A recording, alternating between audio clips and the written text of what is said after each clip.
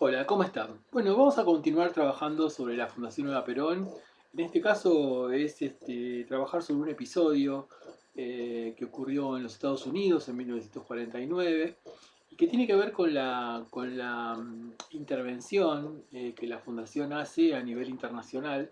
y que, bueno, como dijimos en videos anteriores, si hay algo que caracteriza a la Fundación y la hace sumamente original, diría yo, con respecto a otras instituciones de intervención social, a otras fundaciones en el contexto de la década de los 40 y la década de los 50, es la trascendencia por fuera del país, siendo una institución, llamémosle, cuasi estatal o paraestatal, porque funciona en una articulación muy fina con el Estado y también con el Ministerio de Salud. Concretamente, ¿de qué se trata? Básicamente de la ayuda internacional, es decir, la intervención social a través de acciones concretas que la Fundación hace en todo el mundo, eh, en principio en los países de América Latina, como Bolivia, como Colombia, como Chile, Ecuador, Honduras, Paraguay, Perú y otros países de América Latina. La Fundación tuvo distintas formas de intervención vinculadas a veces con construcción directa de hospitales u escuelas u otras veces tenía que ver con ayuda social, así lo llamaba Perón, que constaba de alimentos, ropas, medicamentos y cuando los niños estaban en cuestión, también juguetes y la mayoría de las veces los juguetes también viajaban en los barcos argentinos o en los transportes argentinos que llevaban estas mercaderías. Pero también es interesante ver que si pensamos el contexto de la post-Segunda Guerra Mundial, estamos hablando de 1949, hace 4 años, en ese momento que terminó la Segunda Guerra Mundial, nos encontramos con países tremendamente castigados por la guerra, que están en ruinas, como puede ser Francia, España. España no había participado de la guerra, pero había sufrido, había tenido una guerra civil y estaba bajo la dictadura de un dictador que fallece recién en 1975, Francisco Franco. Francia, Italia, Hungría, Irlanda, Portugal, Japón, eh, Turquía, o sea, lugares como impensados. Bueno, allí llegó la fundación, incluso también llegó la fundación al recién creado Estado de Israel en 1948, a tal punto que en 1951, o sea, 3 años después, la que era, digamos, ministro de Trabajo, se podría decir, o secretaria de Trabajo del recién creado Estado de Israel en 1948, llamada Golda Meir, que es considerada como una de las fundadoras del Estado de Israel y la cual va a tener un papel muy importante en toda su vida ligada al Estado de Israel. Va a venir a la Argentina, va a visitar la Argentina específicamente para conocer y agradecer y reunirse con Eva Perón eh, en función de esta acción social, de esta ayuda social que la Fundación había realizado en el 48, en los primeros meses de creación del Estado de Israel, también de alimentos, vestimentas, medicamentos, etcétera. Es interesante pensar en ese encuentro, el encuentro entre dos mujeres, las dos de procedencia muy humilde, las dos vinculadas con la estigmatización, las dos perseguidas, dos mujeres yo diría muy parecidas, que sería para otro encuentro y para otra conversación, que se encuentran a partir de la acción de una y cómo la otra, en este caso Golda Meir, entiende tal vez algo más de esa acción y bueno, es como para otro momento de conversación, pero siguiendo con esto, estamos hablando de la ayuda social que la Fundación realiza en muchísimos países del mundo después de la Segunda Guerra Mundial. Como ejemplo de esto, un escritor y fundamentalmente historiador, muy recordado como historiador argentino, llamado José María Rosa. Su historia argentina es base para muchísimos historiadores y pensadores políticos y José María Rosa trabajó a la par con Arturo Jaureche, con Javier Ortiz, un personaje de la década de los 60,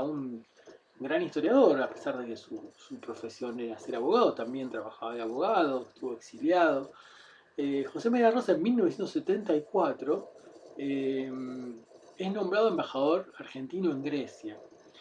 Y cuando llega a Grecia, lo que le llama la atención es la forma en que es recibido. Y él no entiende por qué tanta pompa, tanta fiesta, de tanto agasajo a un embajador de un país que prácticamente no tenía relación con Grecia. Las relaciones comerciales con Grecia eran mínimas, las diplomáticas también. Grecia y Argentina eran países que prácticamente no se conocían. Y esto lo cuenta José María Rosa en sus memorias, lo lleva a investigar un poco por qué me están recibiendo así. Él lo atribuía a una broma que había hecho, él había dicho en una cena que él no pensaba que había un periodista, había dicho que, y se podría decir que Colón fue griego. Él pensaba, bueno, tal vez los griegos me están haciendo tanta celebración porque por esto que comenté en la cena y que un periodista puso en un pequeño diario griego. Pero cuando empieza a investigar, se encuentra con que el pueblo griego en 1974 aún recordaba la presencia de los barcos argentinos con comida, con medicamentos, con juguetes, con vestimentas que había enviado la Fundación Eva Perón, y él se avergüenza un poco como historiador de no conocer esa historia. Es decir, que me parece interesante como pensar que la acción social no es solamente el diseño de un programa, que la acción social no es solamente ver dónde están las necesidades y resolverlas. Obviamente que es eso, pero es mucho más. También hay un carácter simbólico, hay un carácter estratégico, incluso también puede tener un carácter fuertemente político. Y en este caso, hay algo que también caracteriza a este gobierno del primer peronismo, que va de 1946 hasta el golpe de Estado de 1955, que es la existencia de agregados gremiales. Es decir, las embajadas argentinas empiezan a tener a partir de 1946 representantes gremiales. Y son estos representantes gremiales los que empiezan a tomar contacto con los representantes obreros de los países donde están, sea Estados Unidos, sea Israel, sea Grecia, sea Francia, sea Turquía, y empieza a haber una relación bastante interesante en función de legislación obrera, en función de derechos, en función de derechos sociales, y también aparece la cuestión de las necesidades. Son, diríamos nosotros, desde nuestro punto de vista, son estos delegados obreros los primeros puentes que se construyen entre los países que reciben la intervención, la ayuda de la Fundación Eva Perón y las embajadas. Las embajadas no estaban preparadas para eso y el delegado obrero sí tenía esa capacidad, incluso esa formación. Estos delegados obreros no era que iban de un día para el otro a la embajada, recibían un curso muy importante de formación. Ese curso tenía que ver con aspectos geopolíticos, pero también tenía que ver con temas vinculados con la acción social, con los derechos sociales y con los problemas sociales y las necesidades sociales. Tal es así que en 1948 empieza a haber delegados obreros en Washington, en los Estados Unidos. Y estos delegados obreros empiezan a tomar contacto con el movimiento obrero estadounidense, norteamericano, como lo solemos llamar. Estos diplomáticos del trabajo, bueno, empiezan a conversar con los obreros norteamericanos y empiezan a ver que en Estados Unidos la situación social es bastante severa, es bastante grave, bastante compleja. Estados Unidos, a pesar de ser uno de los ganadores, tal vez uno de los países más ganadores de la Segunda Guerra Mundial, este, no está viviendo una situación social muy holgada, digamos. Hay situaciones de pobreza extrema. eh,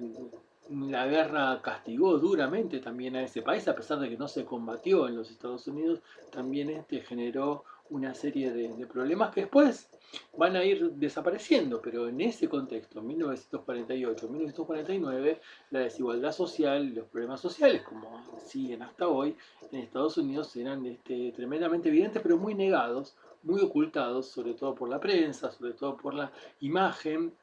de país victorioso, de país sin pobres, de gloria del capitalismo que Estados Unidos estaba construyendo,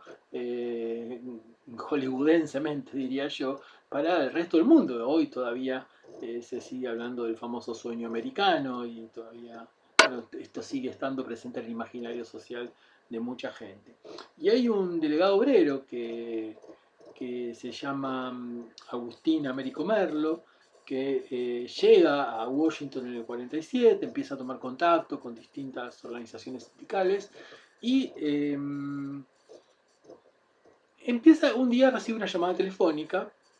de lo que sería la directora de un hogar de niños afrodescendientes de la ciudad de Washington. Bueno, se conecta con esta persona, se conecta con el marido de esta persona que estaba vinculado de alguna manera a la organización obrera norteamericana, obrera norteamericana, y lo que plantea es que un hogar de niños que era dirigido por esta persona tenía graves falencias. Los chicos no tenían vestimentas, no tenían calzados, no tenían útiles escolares, la comida era deficiente. Y bueno, este diplomático del trabajo, este delegado obrero, lo que hace es informar esto a la embajada e informar esto obviamente a la fundación.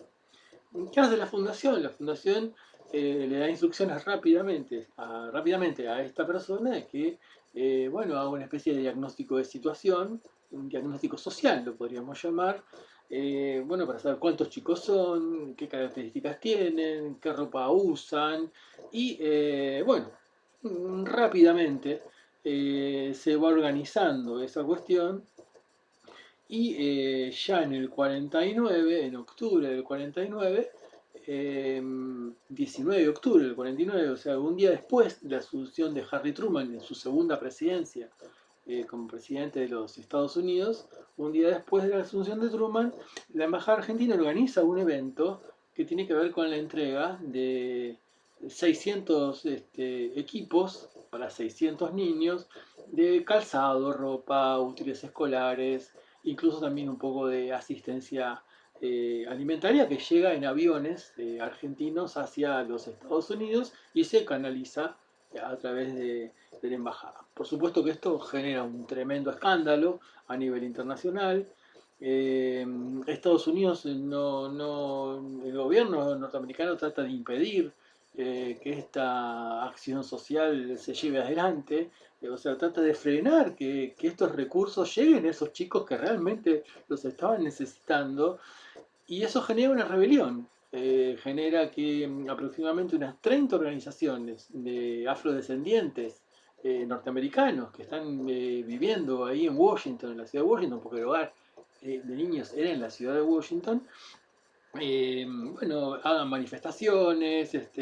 protesten, y bueno, ¿qué logran estas organizaciones? ¿Qué logra esta organización popular de afrodescendientes norteamericanos? Logra que los recursos que había donado y regalado la Fundación Eva Perón puedan llegar a ese hogar de 600 chicos en Washington. Eh, Esto obviamente tiene alguna trascendencia internacional que después va a ser olvidada. La historia siempre olvida las cosas, los documentos se ocultan o hay mecanismos de dispersión, por llamarlo de alguna manera. Pero bueno, en ese momento esto toma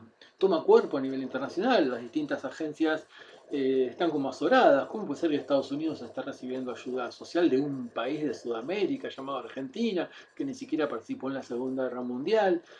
Eh, Empieza a haber toda una cuestión, hoy diríamos, de doctrina conspirativa, diciendo que, bueno, en que esto es una especie de complot, donde Argentina está aliada con la Unión Soviética para demostrar que en Estados Unidos hay pobreza, cosa que era real, pero Argentina, evidentemente, por lo menos hasta donde sabemos, no tenía ninguna alianza con la Unión Soviética, y menos con esa finalidad, y se corrió un poco por lo absurdo, estimo, se corrió el discurso periodístico y se empezó a hablar de la arrogancia argentina, de cómo se atreve Argentina a ser tan arrogante frente a un país que ha ganado la Segunda Guerra Mundial. En la realidad de la situación es esta y creo que es bastante demostrativo lo que implica eh, el, el- la forma de hacer de una institución llamada Fundación Eva Perón, que es un sentido que va más allá de lo que sería la acción social o la ayuda social. Esta integralidad tiene que ver con una mirada no solamente a lo propio, sino también tiene que ver con lo propio y la región, que también es propia, también es hermana, pero también los países lejanos, que tampoco son lejanos si uno mira o relee los textos de Eva Perón, y donde la ayuda social, si es necesario, la ayuda social debe estar de una o de otra manera. Así que bueno, esto es simplemente algo que tal vez nos puede servir, nos pueda ser útil, espero que sí, para comprender con mayor profundidad el sentido, diría yo, de construcción de subjetividad, el sentido político, el sentido conceptual de la Fundación Eva Perón. Y esto está trabajado, digamos, hay un artículo muy interesante escrito por Rogelio García Lupo, un gran periodista fallecido hace poco tiempo, en el 2014, eh, un gran compañero de Rodolfo Walsh. Ustedes saben, Rodolfo Walsh desaparecido por la dictadura militar en 1976. García Lupo es el que, bueno, revisando sobre todo crónicas periodísticas, se encuentra con esta historia y es el primero que empieza como a develarla. Después en un libro de Ferioli, que es mencionado, este tema. Así que bueno, eh, espero que les sea útil y nos estamos viendo.